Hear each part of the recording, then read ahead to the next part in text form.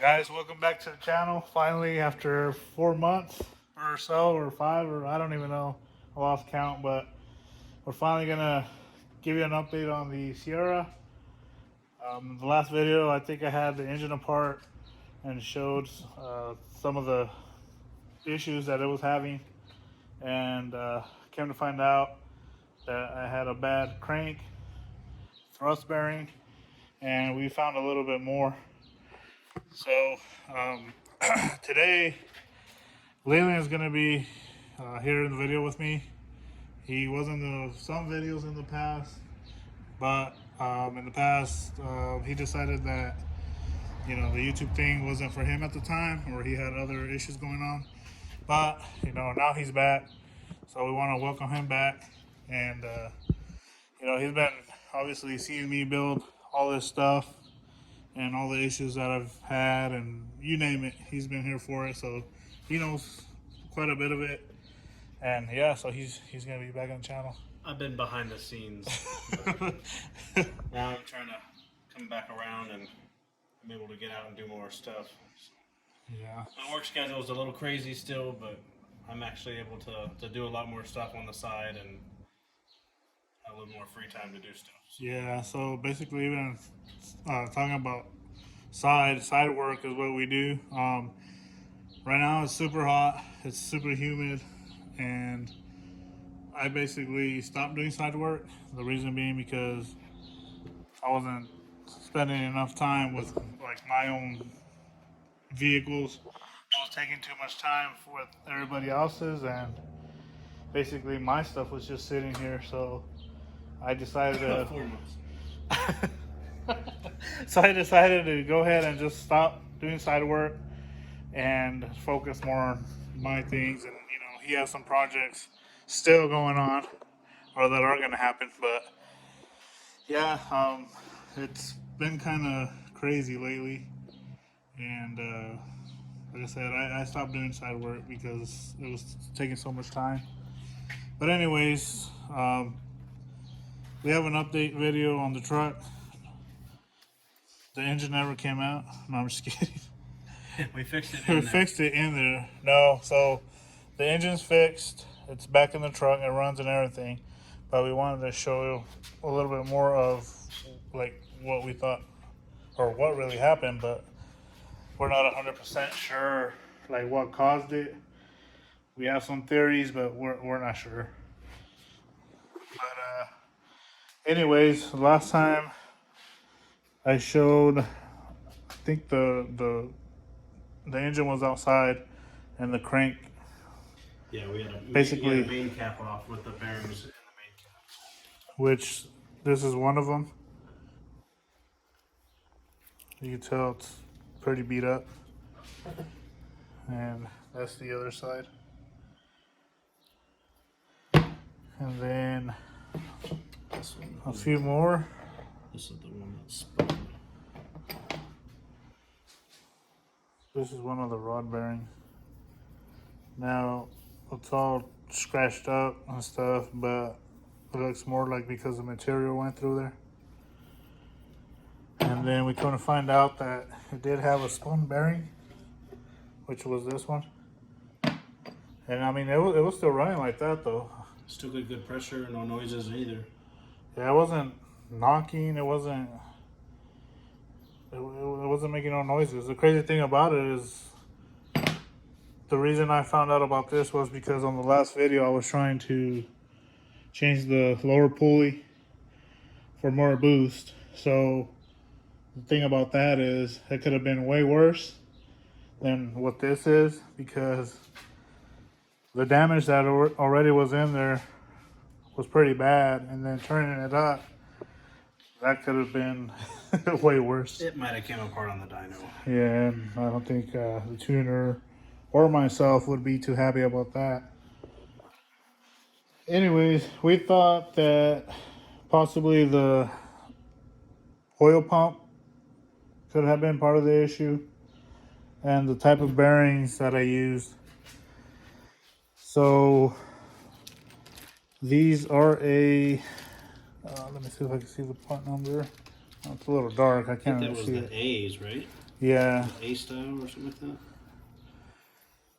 yeah. So the difference, I guess this is just like a stock replacement. I don't remember. I really don't remember. I thought I had put some good stuff in there, but I guess this is what I put. But if you compare this one to the one in the package, the little groove goes all the way through, and on this one it don't. It just stops right there. Another thing I did do to the bearings that I put in, because I did do a new set of main bearings and rod bearings, I chamfered the sides, the one that faces the back of the crank, Yeah. right? Yeah, that's what I did. But yeah, we think it was more of a poor oiling. Not only that, but it's an aluminum block, what the truck has, so pretty much with heat, the aluminum expands, which the clearances tend to get, looser. So we think that's part of the issue, or was part of the issue. Come to find out that this was a pump I had in it. It was just a regular stock replacement. It's a melting, but it's not a high volume. That's what I had in it. This is the actual pump that was in it with that set of bearings. But when you look up on like Summit or any or Melling's website, the M295 is the stock GM replacement. So stock volume and stock pressure. And then Pedro put in a high volume pump, which is I think 10% over volume, and then I think it's stock pressure, just for the supercharger, because obviously I mean he's winding that thing up to I think 7,000 RPMs. Yeah, so I'm thinking too, like the high RPMs and revs is what. This pump couldn't keep up. Yeah, pretty much. And So then with the bearings that were in it mixed with the pump, it's just a kind of a waiting game until something failed. So I did notice a couple times when I drove the truck last summer, the oil pressure was going a little bit under 20 psi. You come to a stop. I mean, don't get me wrong, it gets like 120 out here. It's hot. I mean, it's obviously real hot for the supercharger and all that, heat soaked and all that. So it makes everything worse. But we think that was a cause of all this going out.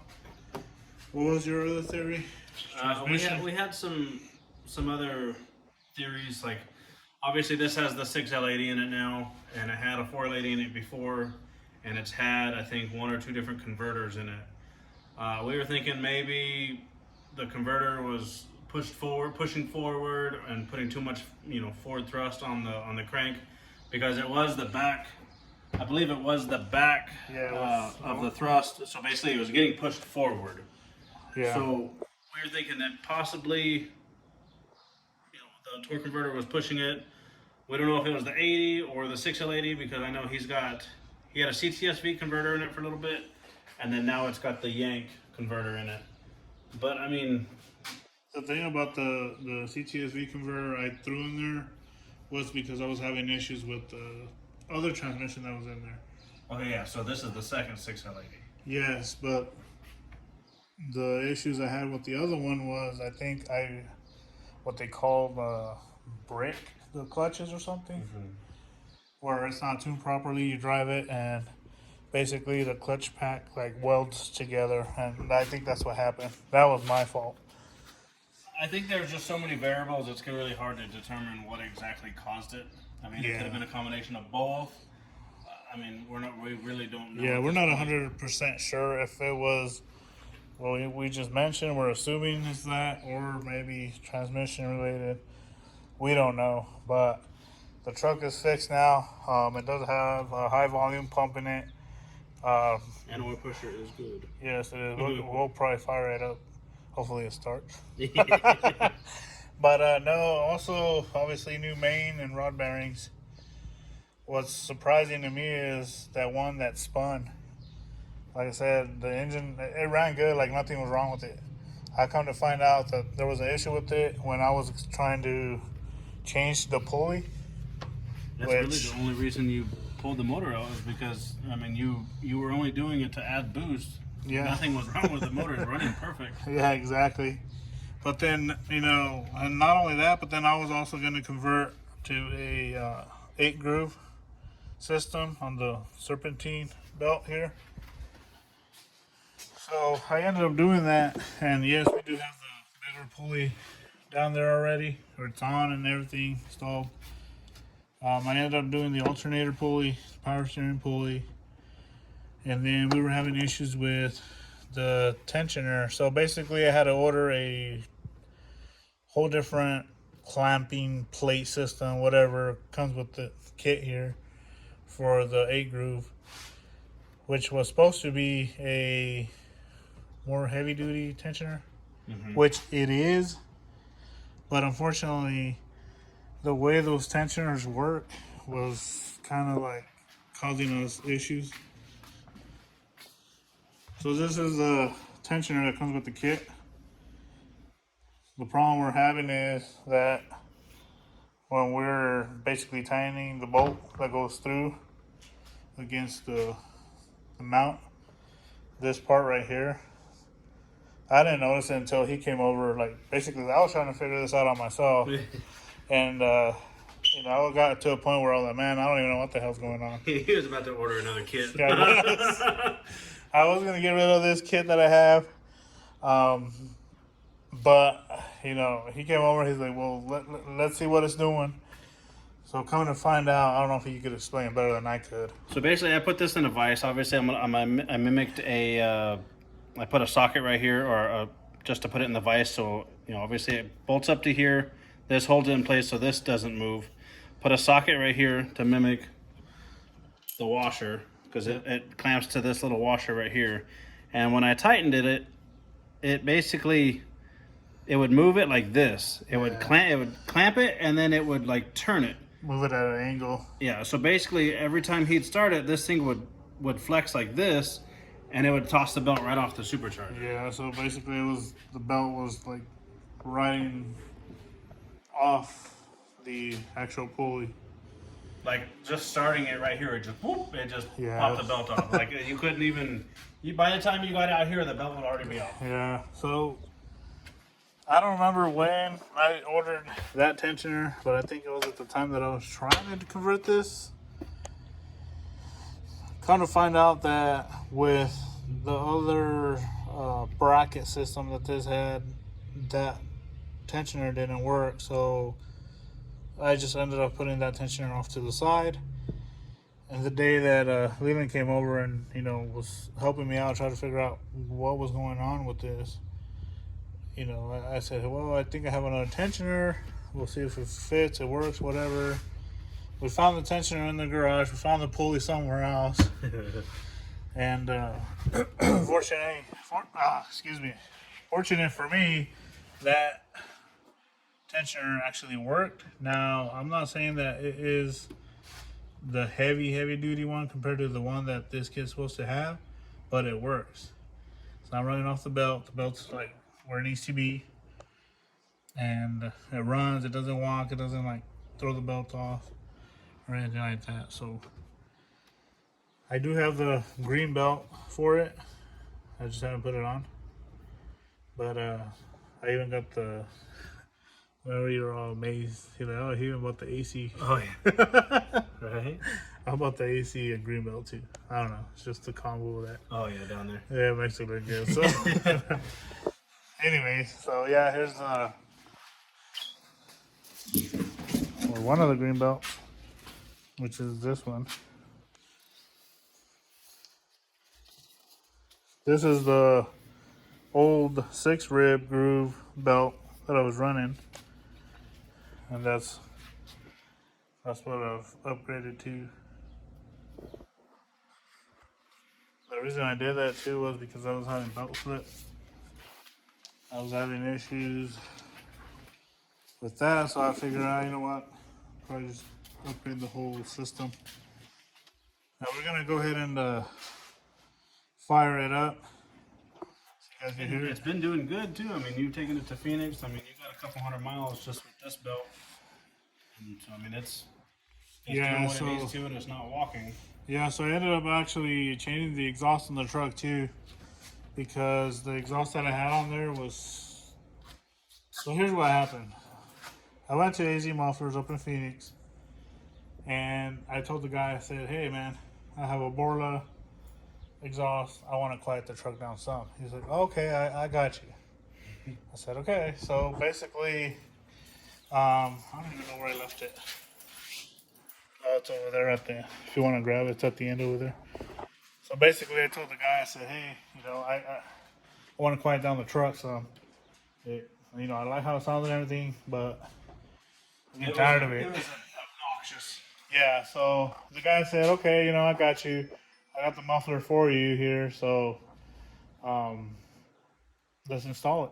I said, "Okay, let's go for it." Well, I didn't know, but this is what he put. It's a MagnaFlow bullet, basically, right? Yeah, it's just a straight through muffler.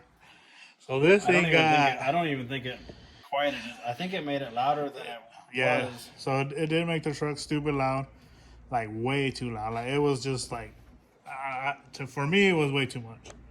It sounded good and everything, but you know what? I don't want to piss everybody off around here.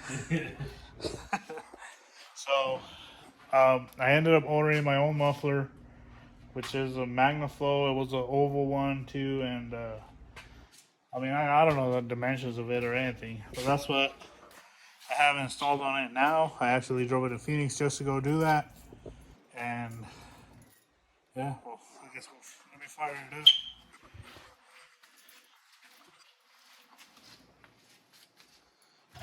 Hopefully it doesn't throw the belt.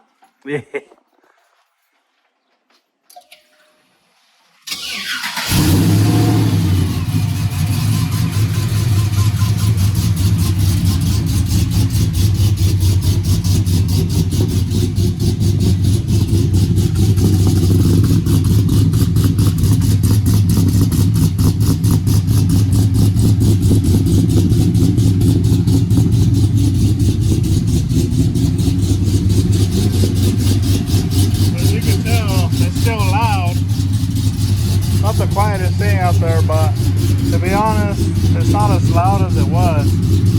This is way more tame. If you hold the camera real still, you can still see how the truck shakes. I'll throw off the video.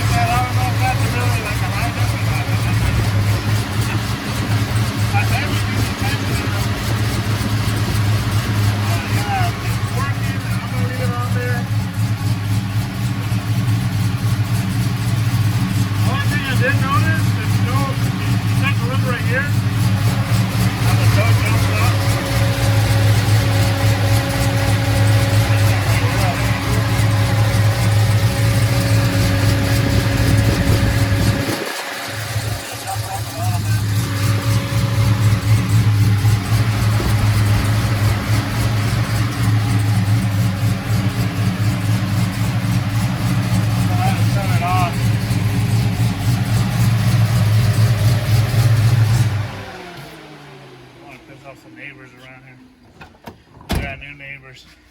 Got new neighbors, and we you get new neighbors, they don't talk to you. You already know they ain't good neighbors.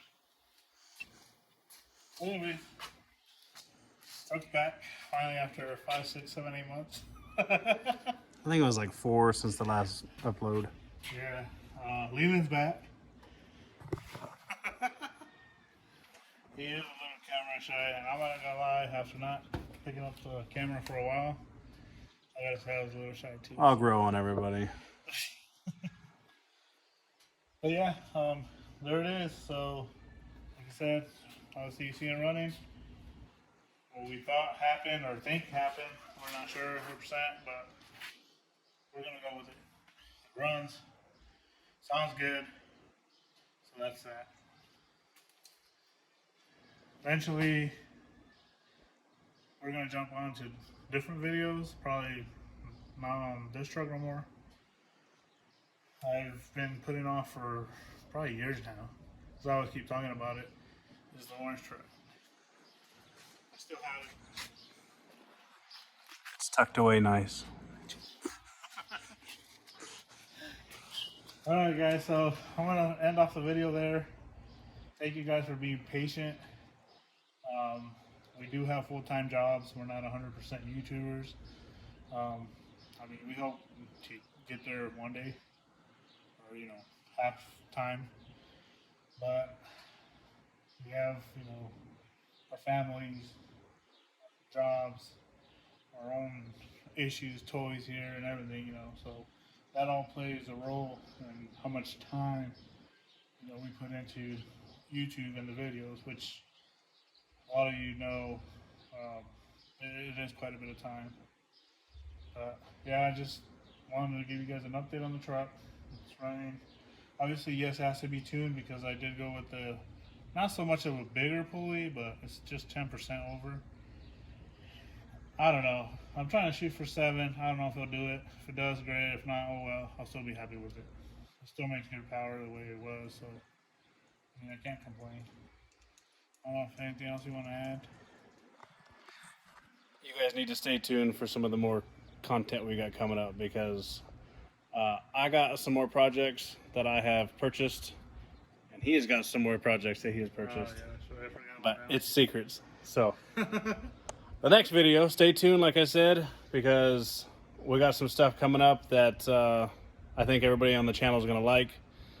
Obviously, it involves cars, motors, and trans, so I think you're going to like it. Stay tuned. Till next time.